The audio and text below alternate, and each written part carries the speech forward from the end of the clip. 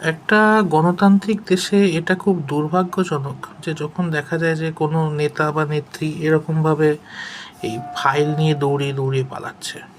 এটা খুবই মানে দুঃখজনক এবং দুর্ভাগ্যজনক। তার কারণ আসলে ওই ফাইলের মধ্যে এবং ওই ল্যাপটপ মোবাইলের মধ্যে এমন কিছু তথ্য রয়েছে যা তদন্তকারী সংস্থার হাতে চলে গেলে পারে মানে কারোর জেলও হয়ে যেতে পারে। সেই কারণে ওটাকে ছিনিয়ে নিয়ে এরকমভাবে দৌড়ে দৌড়ে পালানো হচ্ছে। আসলে এটা জনগণও প্রচণ্ড গর্ধব হয়ে গেছে, মানে জনগণও মানে ঠিকঠাক মানে ভোট ফোট দেয় না। হ্যাঁ, তাই যা হবার তাই হবে। এখানে কিছু বলার নেই।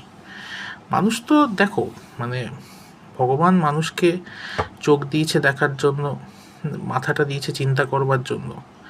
কাজেই মানুষের যদি চিন্তা শক্তিটাই যদি না থাকে, তো এইরকম গণতান্ত্রিক ব্যবস্থার কোনো মানে হয় না।